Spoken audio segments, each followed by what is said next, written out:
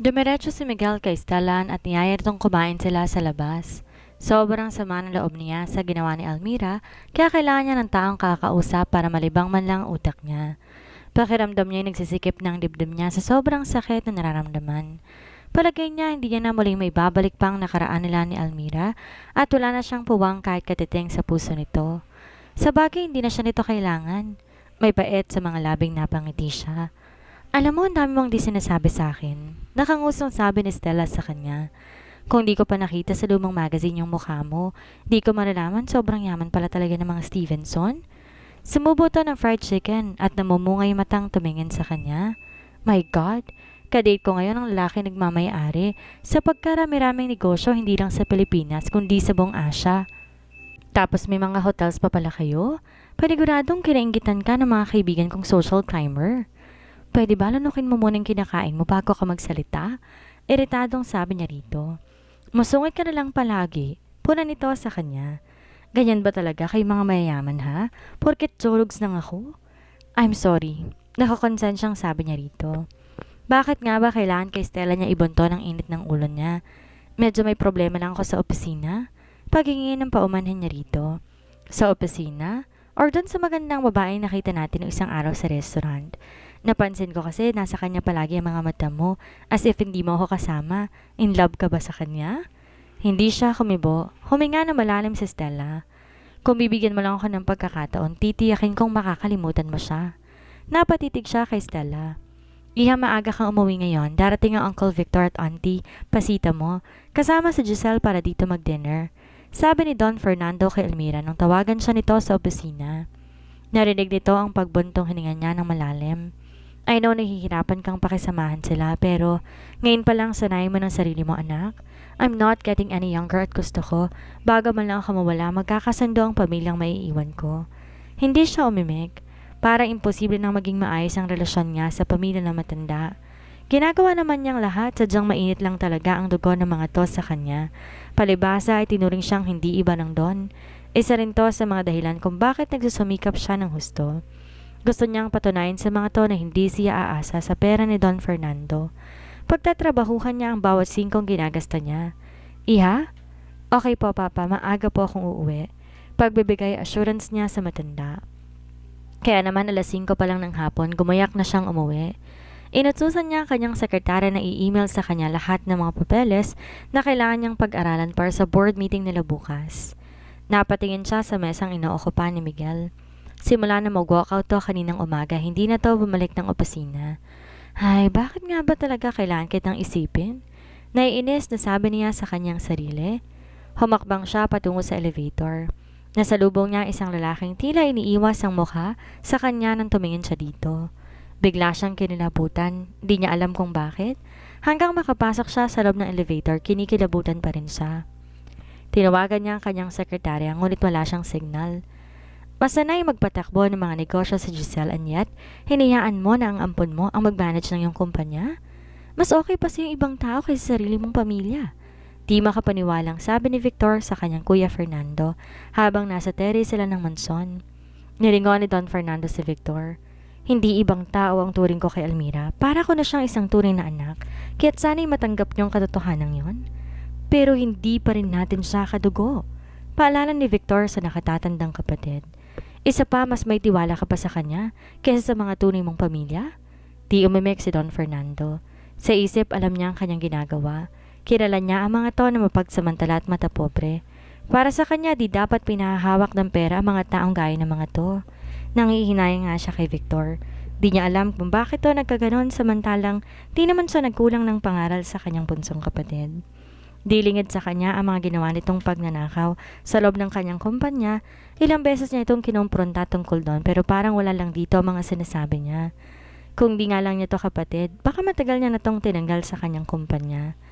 Mapagbigay at matulungin siya, ngunit ayaw niya na tinatraidor siya. Mas gugustuhin pa niyang tulungan ng mga taong lansangan na marunong tumanaw ng utang loob kaysa mga taong ganid at mapagsamantala. In fact, halos kalahati ng empleyado sa kanyang mga kumpanya ay mga pawang scholars niya na tinulungan para makaahon sa bisyo. Mga street children at kung saan-sang lugar niya nakikilala na para sa iba'y wala ng pag-asa at silbi. Ngunit dahil sa kanya ay nagkakaroon muli ng pagkakataon para mangarap. Di rin naman kasi siya pinanganak na may gintong kutsara sa bibig, kung kaya't alam niyang hirap para lang makasurvive sa mga pang-araw-araw na pangangailangan. Alam rin niya ang pakiramdam ng walang-wala pagkatapos walang magbigay ng chance para mabagong buhay. Kaya nga nang malaman niyang pinagdaanan ni Almira at nang makita niyang willingness nito na makawala sa kanilalagyan nito noon, hindi na siya nagdalawang isip pa na matulungan nitong maabot ang mga pinapangarap nito. Gusto niya ang mga taong gaya ni Almira na di natatakot mangarap at pinagsusumikapan ng lahat para marating ang kung ano pa mang pangarap nito sa buhay. Di gaya ng kanyang mga pamangkin na kung di pa niya pupukpukin hindi gagalaw. Ang masakit, pinagnanakawan pa siya. "I'm sorry I'm late," dinig niyang sabi ni Giselle kasama ng ina nitong si Nasita. "Dumaan pa kasi kami ni Mommy sa parlor." "It's okay. Wala pa rin naman ang ampon ng uncle ninyo. And since wala pa siya, hindi pa rin mag-uumpis ang dinner. Dahil alam niya naman kung gaano kalakas ang babaeng yon kay Kuya Fernando." Tila nanunuyang sabi ni Victor. Makahulugan tong tumingin sa kanya. "Kuya, baka naman hindi na anak ang turing mo sa babaeng yon. Baka..." "Stop it. Kung ano man yung kademonyang naiisip mo, Victor." Galit na sabi niya rito at mabilis na tong tinalikuran bago pa tuluyang masira ang araw niya. Nilapitan na Giselle ang ama. "Ikaw naman, Papa. Hayaan mong ako nalang magsalita ng mga ganyan tungkol kay Almira. Huwag ka na. Alam mo namang madaling mapikon sa Uncle Fernando pagdating sa mga ganyang bagay." Hindi ko lang kasi mapigilang maisip na hindi na nito ay tinuloy ang sasabihin at huminga na lamang ng malalim. "Kung gaano ninyo kinamumuhuin ang babaeng yon, mas sigit ako, Papa," sabi ni Giselle sa ama. "Kaya wag kayong mag-alala, gagawa ako ng paraan para masira siya sa pangalan ni Uncle." Mahinang sabi niya sa ama. "Speaking of the devil, dumating na ang sasakyan niya," sabi ni Nasita habang nakadungaw sa ibaba at mula doon pumasok sa bakuran ng magarang sasakyan ni Almira. "Ba, naka-Jaguar naman ngayon ang hitad. Regalo ni Uncle Fernando sa kanya yan ng birthday niya." Halata ang inggit sa boses ni Giselle nang sabihin iyon. "Masyado kang espesyal. Kailangan ka pang hintayin para lang makapag-umpisa kaming mag-dinner?" Patuyang sabi ni Uncle Victor kay Almira pagkapasok niya sa mansyon. "I'm sorry," sabi na lamang niya rito para hindi na magka-issue pa. Napaismed ang matanda, pati na rin ang asawa nitong si Nasita. "Kamusta ang unang araw mo bilang CEO ng Stevenson's Apparel?" tanong ni Giselle sa kanya. "Balita ko, nandun ang anak ng dating CEO. Miguel nga bang pangalan nun? Your ex-lover? Or mas tamang sabihin, siya ang mayamang kinakapitan mo dati bago mo makilala si Uncle Fernando. And siya rin yung lalaking inago mo kay Rochelle?" Napangisi siya. For sure, kay Rochelle nito nasagap ang balitang yon. "Next time na makikipagchismisan ka, make sure tamang information na nakukuha mo para hindi ganong purong fake news ang nasasagap mo. Saka tigil-tigilan mo ang pagiging chismosa. Hindi mo ikagaganda yan. Look at me. Hindi ba ang ganda ko? Hindi ko kasi ugali na makialam sa buhay na may buhay. Focus lang ako sa sarili ko." Matapang na sabi niya rito. Napahumindig ang mag-ina sa sinabi niya. Tiningnan siya ni Auntie Nasita. Nang uuyam ang mga mata nito nang pasadahan siya mula ulo hanggang paa. "Really? Focus ka sa sarili mo? Or focus ka sa pakikipaglandian sa mga lalaking mapapakinabangan mo?" Sasagutin sana niya ito ngunit dumating na si Don Fernando. "Ano pang hinihintay ninyong lahat? Halina sa mesa para makapag-umpisa na tayo mag-dinner." Sinarili na lamang niya ang ines na nadarama para sa pamilya ni Giselle. Di niya kailanman ipipilit ang kanyang sarili sa mga ito, lalo pat ginawa na naman niya ang lahat and yet ayaw pa rin ng mga to sa kanya. "Bakit kailangan si Jeffrey pa ang kunin mong financial advisor? Kailangan ko rin siya sa ibang mga negosyo?" sabi ni Giselle habang kumakain na sila. "Or gusto mo lang mapalapit sa kanya?" "Ako ang kumuha kay Jeffrey para magtrabaho kay Almira. At pwede ba, Giselle, tigilan mo na ang pagiging intrigero mo?" Sita dito ni Don Fernando.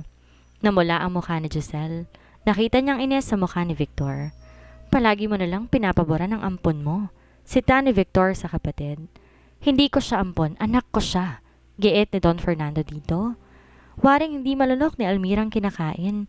Ayaw niyang siyang maging dahilan ng pag-aaway ng mga to, kung kaya nag-iisip pa rin siyang humanap ng sarili niyang space. Para din hindi ma-stress at pagmula ng away ng pamilya ng Don sa tuwing makikita siya. Kailangan bisitahin ni Almira ang site nila sa Mindanao. Nakasakay siya ng chopper nang pumasok sa loob si Miguel. "What are you doing here?" sita niya rito. Part ako ng company kaya hindi mo na sana tinatanong pa yan. Sagot nito sa kanya at umayos na ito ng upo. Don't tell me, isang linggo ka rin sa site. Kunot noong tanong niya rito. Alangan namang pauwin mo pa ako mamaya. Of course, kailangan ko ring malaman ang lahat ng may kinalaman sa kumpanya. Hanggang makarating sa site, walang kibuan sina Almira at Miguel. Natapos sa maghapon, hindi sila nag-uusap. Focus siya sa trabaho at ganoon din naman ito, ngunit parang nananadya ang pagkakataon. Biglang sumama ang panahon at nawala ng kuryente sa hotel na inokupahan nila. Napilitan tuloy magtiyaga si Almira sa kwarto kahit na madilim. Ang masaklap nagsimulang lumakas ang ulan, kasabay noon ang pagkulog at ang pagkidlad. Napapaiyak na siya sa sobrang takot habang nakaupo sa isang sulok. Parang bumabalik ang lahat ng masamang alaala sa kanya nang bata pa siya at naiwan siya sa kanilang bahay saan ito kasamang panahon. Shit! Daig niya ng palakas ang ulan. Napapikit siya ng mariin nang marinig ang malakas na kulog. Napakagulhol na siya sa sobrang takot hanggang marinig niya ang malalakas na katok mula sa labas ng pinto. Almira? Dinig niya ang tinig ni Miguel. Nagmamadali siyang tumayo at binuksan to ng pinto. Bigla siyang napayakap dito at napakagulhol. Don't worry, I'm here. Pagbibigay assurance ito sa kanya. Pakiramdam niya naibsan lahat ng takot na nararamdaman niya na makulong sa mga bisig nito.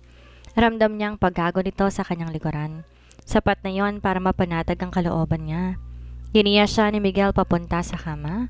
Matulog ka na. Di ako aalis dito hanggat di tumitigil ang ulan. Hindi siya nagprotesta. Ang totoo, mas gusto nga niyang makasama to ngayong gabi.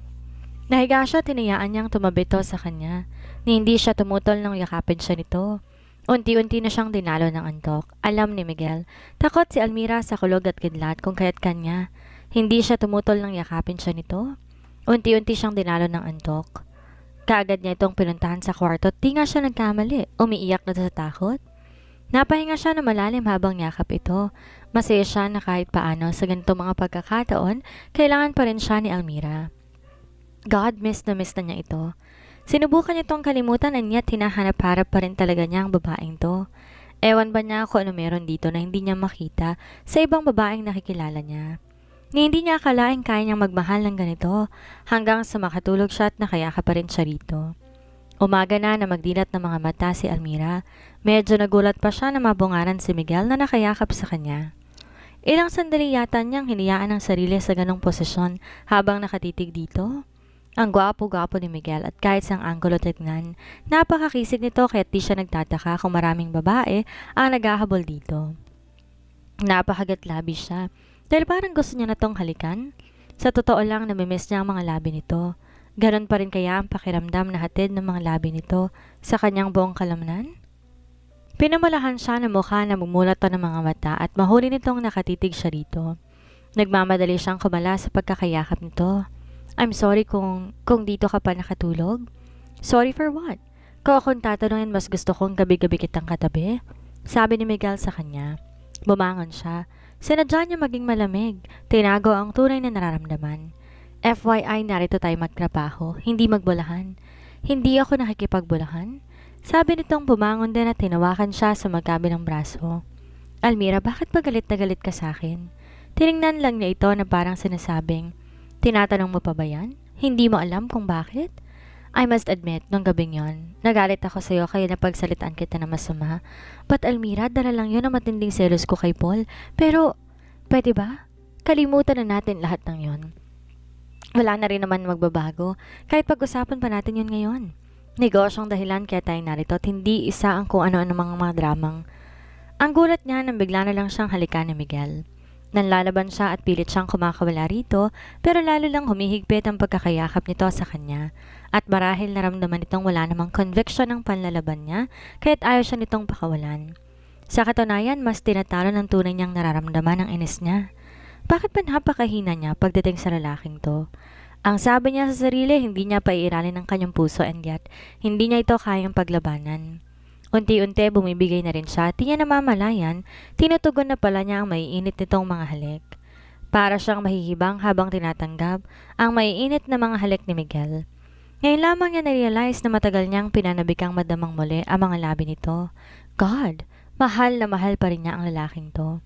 Minumura niya ang sarili and yet wala na siyang lakas para paglabanan pa ang tuloy niyang damdamin para dito, kung kaya't hinayaan na lamang niyang patangay siya ng kanyang kahinaan. In fact, unti-unti, tinutugon na rin niya ang mga halik nito. God, Almira, I miss you so much. Dinig pa niyang bigkas ni Miguel habang bumababa ang mga labi nito patungo sa kanyang leeg. Napakagat labi siya sa kiliting idinulot niyon. Wari niya itinatangay siya ng mga halik nito sa ibang dimensyon. Para tong isang kuryente na dumadaloy hanggang sa kaliit-liitang himaymay ng kanyang mga kalamnan. Naramdaman niyang binababa nito ang suot niyang nightgown. Binuhat siya nito at nilihiga sa kama. Magkahalo ang pananabik at excitement na nararamdaman niya na mga sandaling iyon. Pansamantala niyang nakalimutan ang lahat. Ang tanging nasa isip niya ay ang nakakaliyo, nakakakiliti at nakakatulirong pakiramdam na idinudulot sa kanya ng mga ginagawang to ni Miguel. Dumaos-dos ang kanyang mga labi patungo sa pusod ni Almira. I love you. Halos paanas na lamang na daing niya habang hinahalikan ito. Natigilan si Almira nang marinig mula kay Miguel ang salitang I love you. Hindi niya alam kung nabingi lang siya or guni-guni lang niyang sinabing iyon ni Miguel. Mahal nga ba talaga siya nito? What's wrong? Nagtatakang talong ni Miguel nang mapansin ang panlalamig niya. Huwag mong sabihing mahal mo ako para lang sa ganon. Tila nahihirapan siyang bigkasin ito sa harapan nito. Kumunot ang noo ni Miguel. Di siya makapaniwalang pagdududahan ni Almira ang nararamdaman niya. Hindi ka naniniwalang mahal kita? God, I love you so much.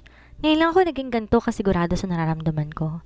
Sa palagay mo ba hahanapin kita at lulunukin ko ang pride ko ng ganito kung hindi kita mahal? Gulat na napatingin si Almira kay Miguel. Binabasa niya sa mga mata nito ang kasiguraduhan ng nararamdaman nito para sa kanya. Ramdam niya ang pag-iinit ng kanyang mga mata. Unti-unti naglalaho ang galit na nararamdaman niya para dito dahil sa totoo lang, mas matimbang ang pag-ibig na nasa puso niya ng mga sandaling iyon. Tuluyan na ngang pumatak ang kanyang mga luha. Almira, alam kong marami ako naging kasalanan sa'yo. Alam kong di kita pinagtiwalaan but God knows. Gabi-gabi kong pinagdurusahan ang ginawa ko sa'yo. Simula nang umalis ka, hindi na natahimik pang buhay ko.